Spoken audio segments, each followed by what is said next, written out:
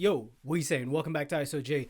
It's time to lock in. 16 teams are left in the playoffs. Let's go through them. Today, we'll do a little bit of a bracket selection thing. Let's talk about all 16 teams and let's talk about who I think is coming out on top and hoisting that Larry O'Brien. We'll do Western Conference first and we'll go into East. So in round one, OKC versus the Grizzlies, it's very fair to say that the Grizzlies have gotten better from what they were, right? They fired Taylor Jenkins. They made some improvements. Their head coaches, they're winning a couple games. They're feeling themselves right now. And I always think coming out of the play-ins, you have a little bit of momentum coming on your side. But I don't think momentum is going to help you here, because this is one of the best teams in the league. They're a 67-win team, I think. And I just don't think the Grizzlies have it in them to beat the best team in the NBA. I think this is kind of simple. I think this is going to be OKC in... I don't want to say 4 because I think 4 is a bit disrespectful to the Grizzlies, who are still a pretty good team. So I'm going to say OKC in 5. I don't think there's much to debate and talk about there. I think we'll get into discussing OKC as a team more in, say, the second round when they're facing better opponents. But I think as the 1 seed going against the play-in team, I get it. It's still the Grizzlies, who are still a very good team. A couple months ago were in contention to be a straight-up playoff team. I still think OKC can handle them in 5. The next series here is the Nuggets versus the Clippers, the 4th seed versus the 5th seed. This one could be a bit 50-50 because I think at the end of the day, you think who has the best player in this series? And I think the best player in this series by a mile is Nikola Jokic. After that is a very steep drop off towards the Clippers, because then you have Kawhi, you have James Harden. I think Zubac is better than most people on this Nuggets team quite fairly. Then you can get your Jamal Murray, maybe MPJ. I think the Clippers might take this series. You're not going to stop Nikola Jokic. I think Ivica Zubac is very good at doing that task. I think he is a adequate stopper for Jokic, but he's not going to murder him. He's not going to stop the whole thing. We're not going to look at this and think, wow, he should never have been in MVP conversations. That's just not what's going to happen. I think the Clippers eke this one out in 7. I think it's going to go all the way, and I think this is going to be one of the best playoff series that we'll see in this round. So I'll go Clippers in 7 here. This is a test of conditioning, as with every series for Denver. Luckily for them, they have home court advantage, which means a lot. For a lot of teams, home court advantage just means, I get to wake up and sleep in the same bed. I'm chilling most of the time, right? This one, however, this has been harped on by everyone at this point, right? But we know Denver, the altitude, it's a big factor. It's a real thing. I think that might play into account. It's going to be tough for the Clippers to win on the road, but I still think the Clippers can win on the road. So that's, we'll go with that. The Lakers versus the Timberwolves. I think by far and away, this is the one everyone has circled. This is the one that everyone wants to watch. This is the one that everyone thinks, okay, this is big time. This is the money matchup, right? And you're right. This is a series with LeBron James, Luka Doncic, and Anthony Edwards. Yeah, this is must-watch TV. The big thing here for the Timberwolves is, how do we deal with Luka Doncic? You had to deal with him last year, and it didn't go well for you. He gets put up against Rudy Gobert and licks his lips and thinks, I'm hungry. It's time for dinner. And we got filet mignon, we got escargot, we got anything you want. Any French cuisine, a French onion soup to start off with, that's Rudy Gobert. That in itself was a problem last year because you had players like Daniel Gafford, you had Derek Lively, who could be great in the short roll. You know, maybe could find an easy dump-off pass, or maybe just take it on their own, because defenses are so attached to Luka Doncic. This year, the Lakers don't really have that. I think the problem with the Lakers is when you get a superstar player midway through the season like this, it's very tough to go on to win that season. Quite frankly, you don't really have the pieces around you quite yet. You have your main core. You have LeBron, you have Austin Reeves, you have Luka Doncic. I think that you don't need to worry about it yet. Okay, this series, however, I think will go to the Lakers in 6. I wanted to do the Shannon Sharp meme real bad there. I think this one is going to be Lakers in 6. I think the Timberwolves are a good team. I just think you ran into a beast here, and it's hard to stop, especially with 2 of the best players in the game right now. I think I'm hard pressed to say Lakers in 6. Okay, and our last Western Conference matchup, the Rockets versus the Warriors. The Rockets did have Steph's number a couple nights ago. Well, maybe like a couple weeks ago at this point. Held him to 3 points. And I think a lot of people are going to be looking at that and think, oh, that's scary. The problem here with the Rockets is what happens in the playoffs, right? Half-court offenses rule supreme. You got to find a way to get a bucket because people are locking down these high-paced teams. The Rockets don't have a convenient, easy way to get buckets in the same way the Warriors do. Because the Warriors, I think this is where superstars really show their worth, is in the playoffs, where schemes are made and players can adjust on the fly, and you can really see how good someone is when they have time to scheme against you. Like, yeah, it's fine. It's easy to just have one good game in the playoffs as a role player. You know, you did your job. Great, good job. So imagine in the Nuggets series, right? Russell Westbrook turns back the clock, goes 30, 10, and 10. I'm not going to expect that on a daily night. I know next game he's probably not going to do that. So that's fine. With superstars, that is what you have to do night in and night out. The Rockets have the depth. The Rockets have the defense. They have the pace. But can they do it when they start to get slowed down is the big question for me. I think this one as well is going to be a bit of a bloodbath. I think this one might go to 7, but I'm going to take the Warriors in 7. Like, there's a part of me that, like, thinks this series could go either way. It could be Rockets, it could be Warriors. It all depends on that last game. But I think the experience of the Warriors when it comes to a Game 7, because I think that series will go to a Game 7, I think they eke it out there. Let's go on to the Eastern Conference here. The Cavaliers are against the 8th-seeded Miami Heat. This is quick. Cavaliers, 4. Maybe 5. Eric Spoelstra, but Cavs in 4. The Pacers versus the Bucks. This is probably one of the more exciting series. I think this starts off the playoffs, which is one thing I love about the playoffs, man.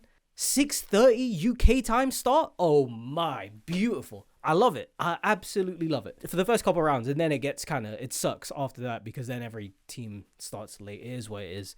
But these first couple of weeks of the playoffs, beautiful. Pacers versus the Bucks. Dame is back. I thought that this was going to be a Pacers sweep, near enough, because Dame wasn't there. I think this is a bit more hotly contested now, but I'm saying Pacers in 7. I think a lot of the 4-5 series in both conferences could go to 7. And I think this is one of them. Maybe like 6-7 games, but I think the Pacers take this one. The Pacers started so slow, right? But to come back like they have, to play like they do, the pace is crazy. Tyrese Halliburton is All-NBA. Pascal Siakam should be All-NBA. Aaron Nesmith is a fantastic role player. Andrew Nembhard, for a 6'4" guy, man, what a defender. I think that this Pacers team as a whole, if you look at the tools that they have, their toolbox is deep.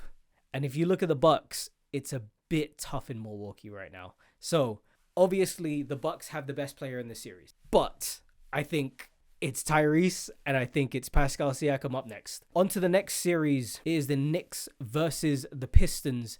I think experience will shine through here. The problem with the Knicks is I don't know if I really believe in them. They haven't beaten an elite team in the NBA ever. I'm going to have to double check that. But they haven't beaten like the Celtics. They struggle against them, even though they're a team that's supposed to be built for them with having 2, great wing defenders. I'm not worried about this matchup in particular. So I think the Knicks will go through. I think it'll be a 5-game series. Experience will shine through. Cade, I think, will have a great series. I just think Detroit don't really have the pieces yet.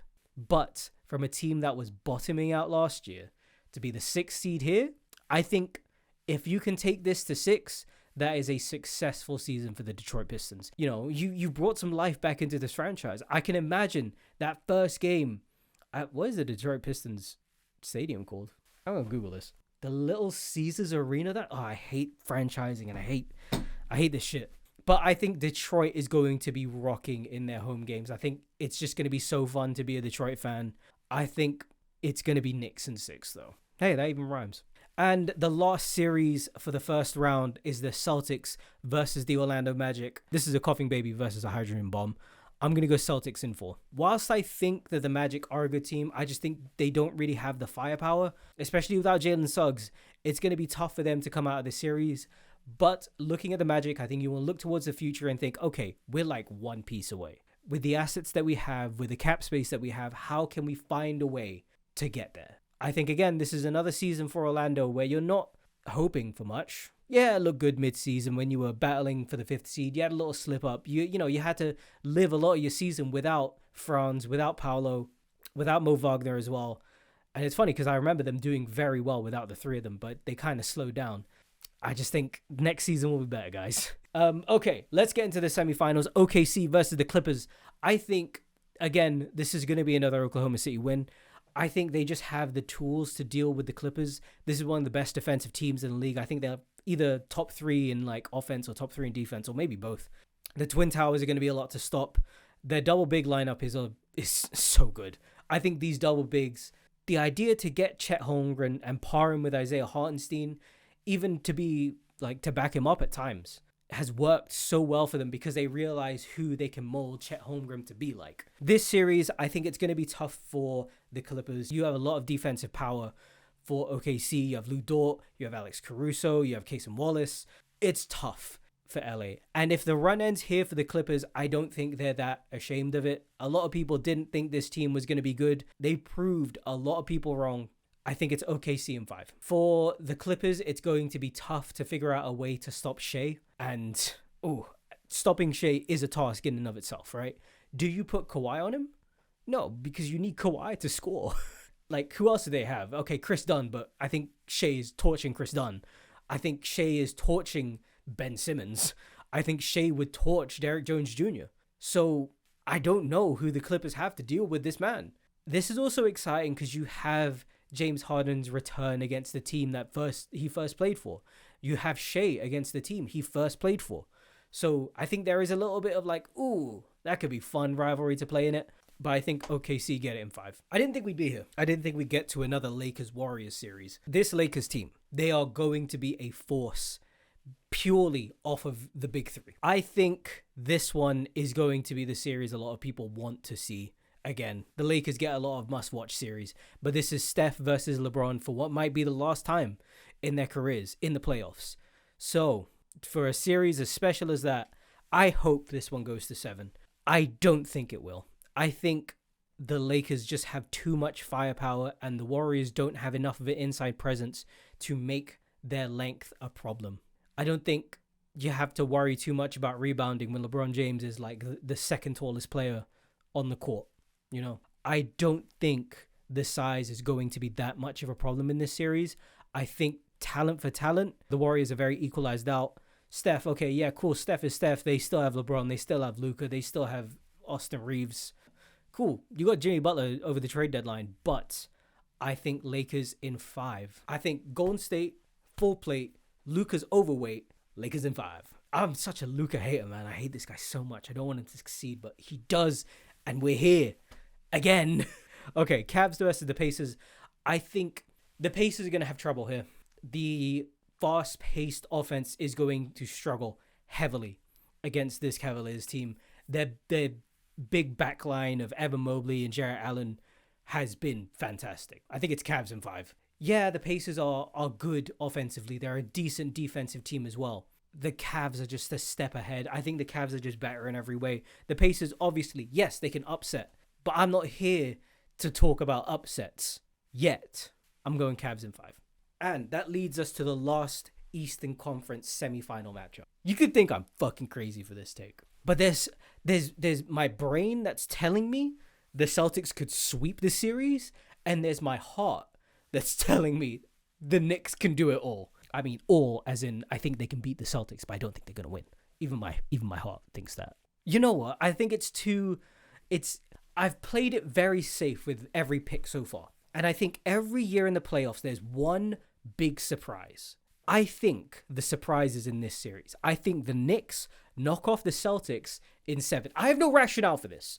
My brain is telling me, look, this is the best team in the league. Let's talk about their roster construction. Let's talk about how they're last year's champions. You know, they haven't really had a break. So maybe this could be it. This could be where the wheels start to fall off. If somehow the Magic push them to 6, they get grinded out a bit and the Knicks get a bit more rest, maybe they start slow in this series. Jason Tatum has been pretty much playing since the Olympics. Not a real break, not a real offseason, right? Jaylen Brown showed some signs he might be hurt. Who knows? I think the surprise of the playoffs. Now, this is, again, not statistical analysis. This is purely vibes. I think the surprise of the playoffs, Knicks in 7. They overcome their demons. They say, yeah, no, we couldn't beat them during the regular season. Nah, it's tough out here, but they find a way. I think that's going to be the case here. Western Conference Finals, OKC versus the Lakers. Oh, do I do Shannon Sharp again? Because there's a part of me that wants to do it, but I think this OKC team just has all the right pieces to pick apart the Lakers. They have good defenders in a lot of positions. Okay, LeBron can still be LeBron, but if we can neutralize Luka, we can neutralize him. Same with Austin Reeves. If you can stop that 20 points coming, then good job. You stopped it. I think the Lakers don't have it yet. I think they need one more offseason to really iron out the kinks of their roster, get another big, and because of that, I think OKC take this in 5. No, I don't know. OKC, KFC, UFC, OKC in 5. We're sticking with it. And in the Eastern Conference Finals, the Cavs versus the Knicks, I think this is where the buck stops. I think this is it. I think we don't go any further than this with this talk about the goddamn Knicks.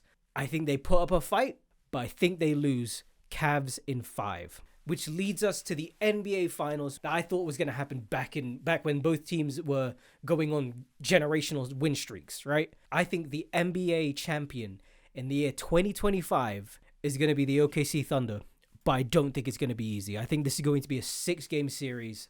I think this is going to be tough, but if anyone has the tools to do it, this is a double big lineup versus a double big lineup.